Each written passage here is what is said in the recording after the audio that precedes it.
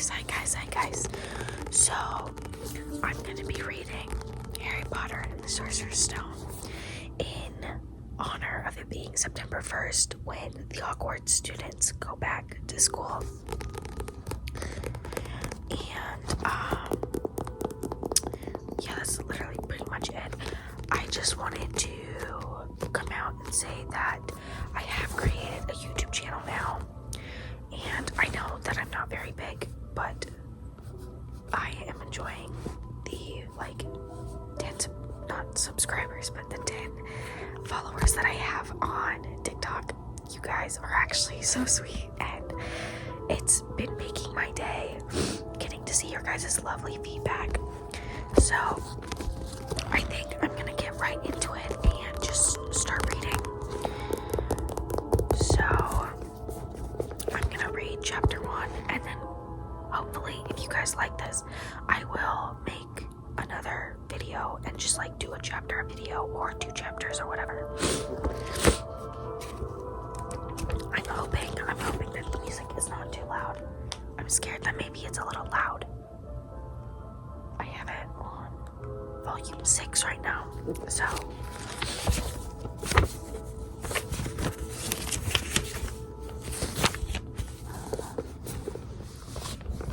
Chapter 1, The Boy Who Lived. Mr. and Mrs. Dursley of number 4 Privet Drive were much proud to say they were perfectly normal. Thank you very much. They were the last people you'd expect to be involved in anything strange or mysterious, because they just didn't withhold such nonsense. Mr. Dursley was the director of a firm called Grunnings, which made drills. He was a big, beefy man with hardly any neck, although he did have a very large mustache. Mrs. Dursley was thin and blonde, who had nearly twice the usual amount of neck, which came in very useful when she spent so much time craning over garden fences, spying over the neighbors. The Dursleys had a small son called Dudley, who, in their opinion, there was no finer boy anywhere. The Dursleys had everything they wanted, but they also had a secret. In their greatest fear that someone would discover it, they didn't think they could bear if anyone found out about the Potters. Mrs. Potter and Mrs. Dursley were sisters, but they hadn't met for several years. In fact, Mrs. Dursley pretended she didn't have a sister because her sister and her good-for-nothing husband were as un-Dursley-ish as it was possible to be. The Dursleys shuddered to think what the neighbors would say if the Potters arrived in the street. The Dursleys knew that the Potters had a small son, too, but they'd never seen him. This boy was another good reason for keeping the Potters away. They didn't want Dudley mixing with a child like that. When Mr. and Mrs. Dursley woke up on the dull gray Tuesday where our story starts, there was nothing about the cloudy sky outside to suggest that strange and mysterious things would soon be happening all over the country. Mr. Dursley hummed as he picked out his most boring tie for work, and Mrs. Dursley gossiped away happily as she wrestled a screaming Dudley into his high chair. None of them noticed a large, tawny owl flitter past the window. At 8:30, Mr. Dursley picked up his briefcase, pecked Mrs. Dursley on the cheek, and tried to kiss Dudley goodbye, but missed because Dudley was now having a tantrum and throwing his cereal at the wall. "Little tyke," chortled Mr. Dursley as he left the house. He got into his car and backed out of number 4 Privet Drive. It was on the corner of the street that he noticed the first sign of something peculiar. A cat reading a map. For a second, Mr. Dursley didn't realize what he had seen. Then he jerked his head around to look again. There was a tabby cat standing on the corner of number 4 Privet Drive. There wasn't a map in sight. What could he have been thinking of? It must have been a trick of the light. Mr. Dursley blinked and stared at the cat. It stared back. Mr. Dursley drove around the corner, up the road. He watched the cat in his mirror. It was now reading the sign that said Privet Drive. No, looking maps or signs. Mr. Dursley gave himself a little shake and put the cat out of his mind as he drove towards town. He thought nothing except a large order of drills he was hoping to get that day. But on the edge of town, drills were driven out of his mind by something else as he sat in the Okay. Sorry guys, I'm not sick, it's allergies, and yeah. As he sat in the usual traffic jam, he couldn't help but notice there seemed to be a lot of strangely dressed people about, people in cloaks. Mr. Dursley couldn't bear people dressed in funny clothes, the get-ups you saw on young people. He supposed this was some stupid new fashion. He drummed his fingers along the steering wheel, and his eyes fell on a huddle of these weirdos standing quite close by. They were whispering excitedly. Mr. Dursley was arranged to see that a couple of them weren't young at all. Why, that man had to be older than he was, and wearing an emerald green cloak. The nerve of him. But then it struck Mr. Dursley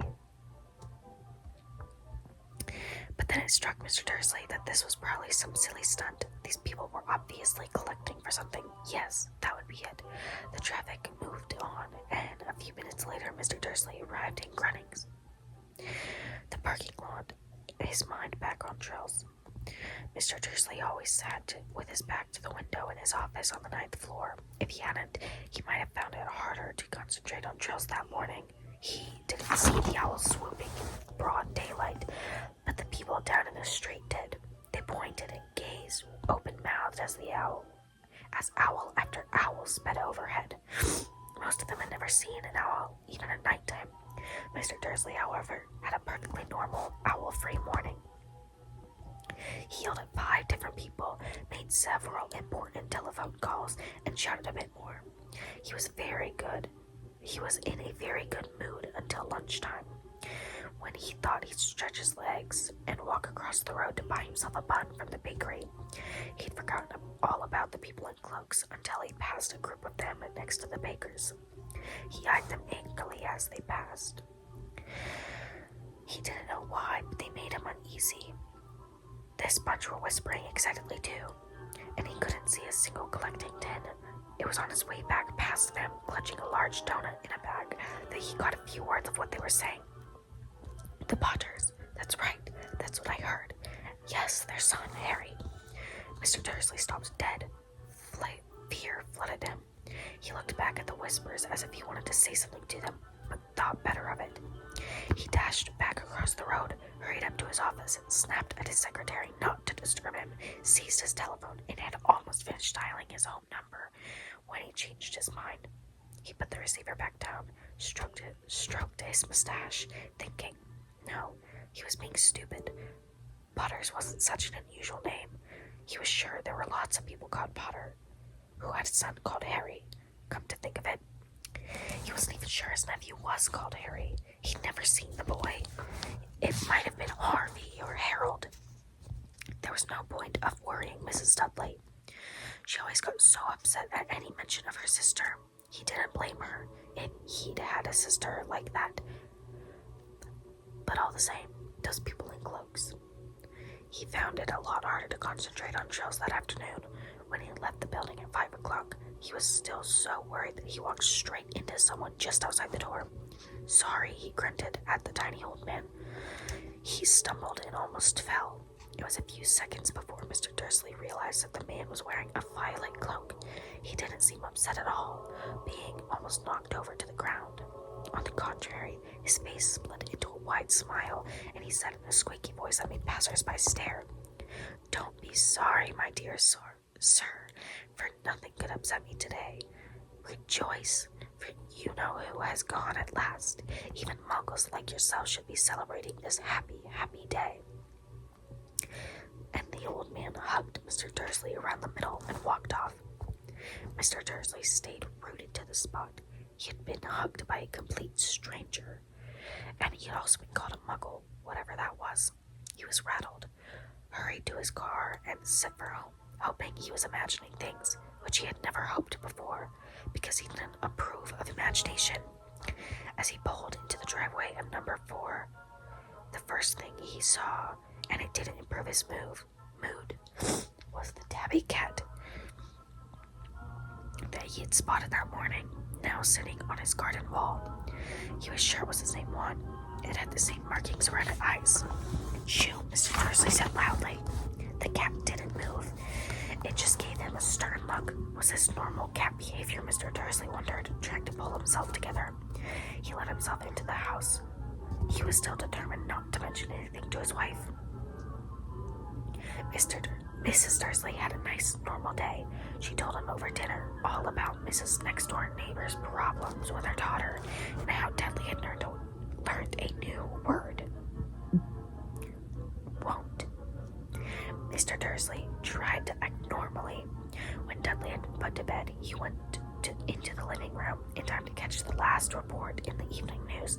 And finally, bird watchers everywhere have reported that the nation's owls have been behaving unusually today. Although owls normally hunt at night and are hardly ever seen in daylight, there have been hundreds of sightings of these birds flying in every direction since sunrise. Experts are unable to explain why the owls have suddenly changed their sleeping patterns. The newscaster allowed himself a grin. Most mysterious. And now over to Jim McGuffin with the weather. Going to be any more showers of owls tonight, Jim? Well, Ted, said the weatherman, I don't know about that, but it's not only the owls that have been acting oddly. Viewers far apart as Kent, Yorkshire, and Dundee have been phoning in to tell me that instead of the rain I promised yesterday, there had been a downpour of shooting stars. Perhaps the people have been celebrating bonfire night early. It's not until next week, folks, but I can promise a wet night tonight. Mr. Dursley sat frozen in his armchairs, shooting stars all over Britain, owls flying in daylight, mysterious people in cloaks all over the place, and a whisper about the Potters. Mrs. Dursley came into the living room carrying 2 cups of tea. It was no good. He'd have to say something to her. He cleared his throat nervously. Petunia, dear, you haven't heard from your sister lately, have you? As he expected, Mrs. Dursley looked shocked and angry.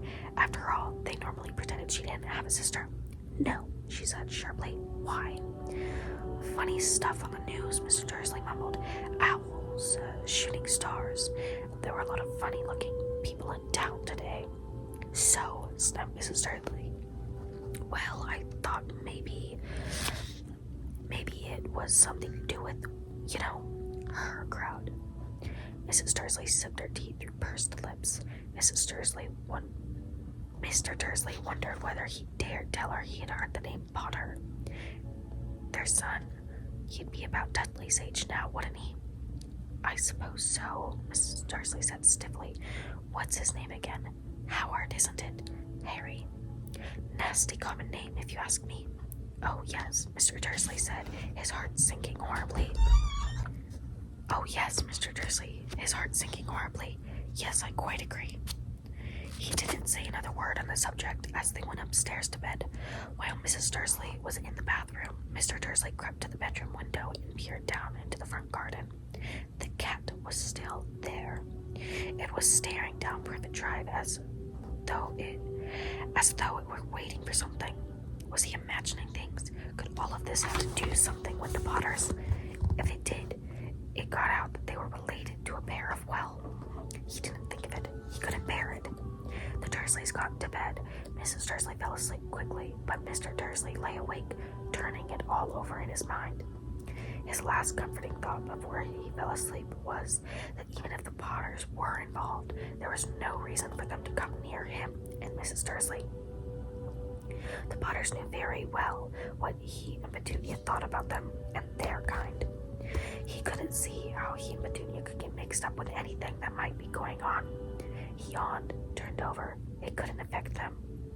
How very wrong he was. Mr. Dursley might have been drifting into an uneasy sleep, but the cat on the wall outside was showing no sign of sleepiness. It was sitting still as a statue, its eyes fixed unblinkingly on the far corner of Privet Drive. I'm worried that's getting too loud.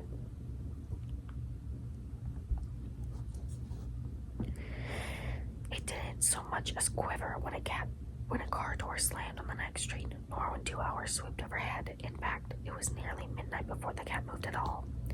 A man appeared in the corner the cat had been watching. Appeared so suddenly and silently you'd have thought he just popped out of the ground. The cat's tail twitched and its eyes narrowed. Nothing like this man had ever seen on Privet Drive. He was tall, thin, and very old, judging by the silver of his hair and beard, which were both long enough to tuck into his belt. He was wearing long robes, a purple cloak that swept the ground, and high-heeled buckled boots. His blue eyes were light, bright, and sparkling behind half-moon spectacles, and his nose was very long and crooked, as though it had been broken at least twice. This man's name was Albus Dumbledore. Albus Dumbledore didn't seem to realize that he had just arrived in a strait where everything from his name to his boots was so unwelcome.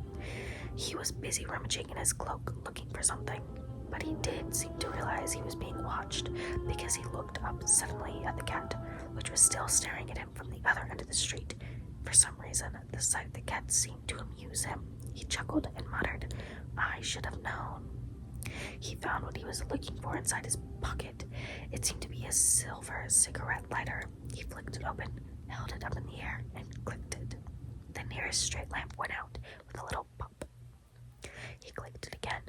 The next lamp flickered into darkness. 12 times he clicked the put-outer, until the only light left on the whole street were 2 tiny pinpricks in the distance, which were eyes of a cat that was watching him. If anyone looked out their window now, even beady-eyed Mrs. Dursley, they wouldn't have been able to see anything that was happening down on the pavement. Dumbledore slipped the put-outer back inside his cloak and set off down towards the street, down towards number 4 Privet Drive, where he sat down on the wall next to the cat. He didn't look at it, but after a moment he spoke to it. "Fancy seeing you, Professor McGonagall." He turned into a smile at the tabby, but it had gone. Instead, he was smiling at a rather severe-looking woman who was wearing square glasses, exactly the shape of the marking the cat had around its eyes. She, too, was wearing a cloak, an emerald one. Her black hair had drawn into a tight bun. She looked distinctively ruffled. "How did you know it was me?" she asked. "My dear Professor, I've never seen a cat so stiffly." "You would be stiff if you'd been sitting on a brick wall all day," said Professor McGonagall. "All day, when you could have been celebrating. I must have passed a dozen feasts and parties on my way here." "Oh, yes, everyone's celebrating all right," she said impatiently. "You'd think they'd be a bit more careful too, but no, even the Muggles have noticed what's been going on. It was on their news." She jerked her head back at the Dursleys' dark living room window. "I heard it. Flocks of owls, shooting stars.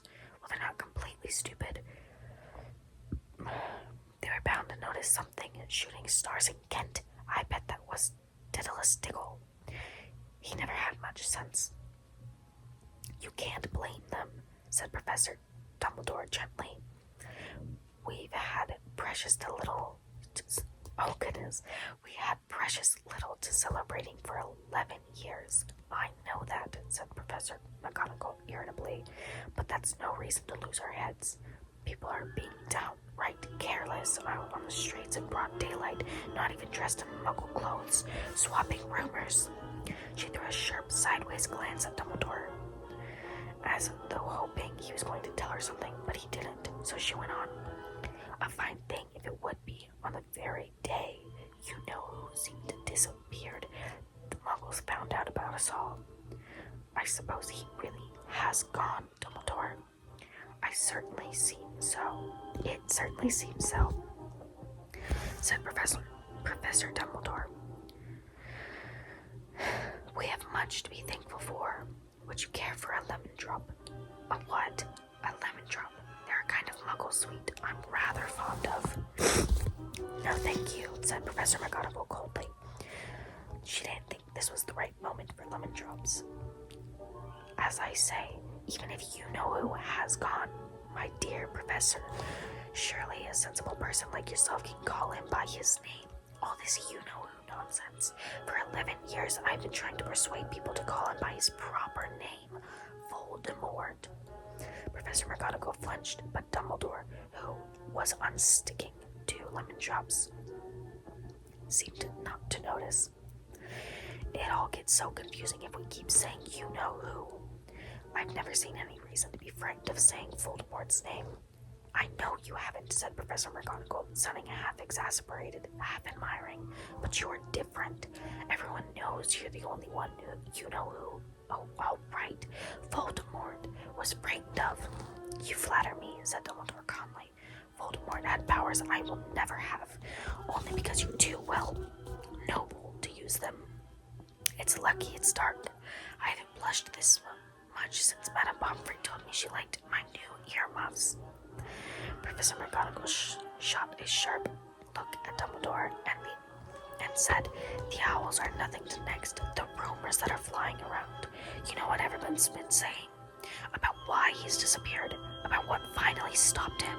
It seemed that Professor McGonagall had reached the point she was most anxious to discuss, the real reason she had been waiting on a cold, hard wall, for neither as a cat nor as a woman had she fixed Dumbledore with such piercing eyes as she did now.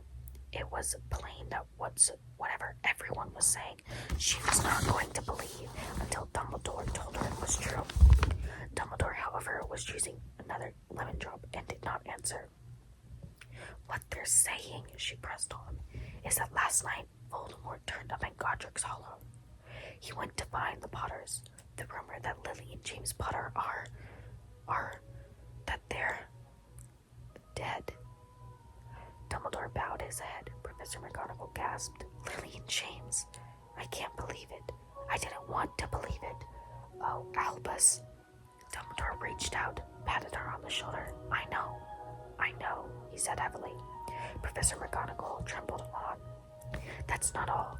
They're saying they tried to kill the Potter's son, Harry, but he couldn't. He couldn't kill that little boy. No one knows why or how, but they're saying that when he couldn't kill Harry Potter, Voldemort's powers somehow broke, and that's why he's gone. Dumbledore nodded glumly. It's true, faltered Professor McGonagall. After all he's done, all the people he's killed, he couldn't kill a little boy.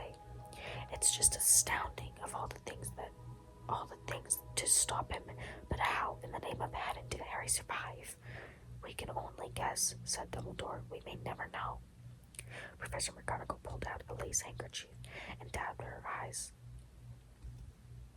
Dumbledore gave a great sniff as he took a golden watch from his pocket and examined it. It was a very odd watch. It had 12 hands, but no numbers. Instead, little planets were moving around the edge. It must have made sense to Dumbledore, though, because he put it back in his pocket and said, Hagrid's late. I suppose it was him who told you I'd be here, by the way. Yes, Professor McGonagall said, and I don't suppose you're going to tell me why you're here of all places. I've come to bring Harry to his aunt and uncle. They're the only family he has left now. You can't mean the people who live here, cried Professor McGonagall, jumping to her feet, pointing at number 4. Dumbledore, you can't. I've been watching them all day. You could find 2 people who are less like us, and they've got this son. I saw him kicking his mother all the way up the street, screaming for sweets. Harry Potter come and live here. It's the best place for him, said Dumbledore firmly. His aunt and uncle will be able to explain everything to him when he's older. I've written them a letter. A letter, repeated Professor McGonagall faintly, sitting back down on the wall. Really, Dumbledore? You think you can explain all this in a letter? The people will never understand him. He'll be famous, a legend. I wouldn't be surprised if there was a child in our world who wouldn't know his name. Exactly, said Dumbledore, looking very seriously over the top of his half-moon glasses. It would be enough to turn any boy's head. Famous before he can walk and talk. Famous for something you won't even remember. Can't you see how much better he'll be off growing up away from all of that until he's ready to take it. Professor McGonagall opened her mouth, changed her mind, swallowed, and then said, yes. Yes, you're right, of course. But the boy, how is he getting here? She eyed his cloak suddenly, as if she thought maybe he had been hiding Harry underneath it. Hagrid's bringing him. You think it wise to trust Hagrid with something as important as this? I would trust Hagrid with my life, said Dumbledore. I'm not saying his heart isn't in the right place, said Professor McGonagall grudgingly, but you can't pretend he's not careless. He does tend to. What was that? A low rumbling sound had broken the silence around them. It grew steadily louder as they looked up and down the street for some sign of a headlight. It swelled to a roar, and they both looked up at the sky. A huge motorcycle had fell out of the air and landed on the road in front of them. If the motorcycle was huge, it was nothing to the man sitting astride it. He was almost twice as tall, a normal man, at least 5 times as wide. He looked simply too big to be allowed, and so wild, long tangles of bushy black hair appeared that hid most of his face. His hands the size of trash can lids, and his feet in the air. Oh my gosh. And his feet in their leather boots like they were baby dolphins. In his vast, muscular arms, he was holding a bundle of blankets. Hagrid, said Dumbledore, sounding relieved. At last. And where did you get that motorcycle? Borrowed it, Professor Dumbledore, sir, said the giant, climbing carefully off the motorcycle as he spoke. Young Sirius Black lent it to me. I've got him, sir. No problems were there? No, sir. House was almost destroyed, but I got him out of the right before the muggles started swarming around. He fell asleep right as we were flying over Bristol. Dumbledore and Professor McGonagall bent over the bundle of blankets. Inside, just visible, a baby boy, fast asleep under a tuft of jet black hair. Over his forehead, they could see a curiously shaped cut, like a bolt of lightning. Is that where? Whispered Professor McGonagall. Yes, said Dumbledore. He'll have that scar forever. Couldn't you do something about it, Dumbledore? Even if I could, I wouldn't. Scars can come in handy. I have one just above my left knee that is a perfect map of the London Underground. Well, give him here, Hagrid. We better get this over with. Dumbledore took Harry in his arms and turned around towards the Dursleys' house. Could I get to say goodbye to him, sir? Asked Hagrid. He bent his great shaggy head over Harry and gave him a kiss of what must have been a very scratchy and whiskery kiss. Then suddenly Hagrid let out a howl like a wounded dog. Shh, hissed Professor McGonagall. You'll wake the muggles. Sorry, sobbed Hagrid, taking out a large spotted handkerchief and burying his face in it. But I can't stand it. Lily and James dead, and poor little Harry off to live with the muggles.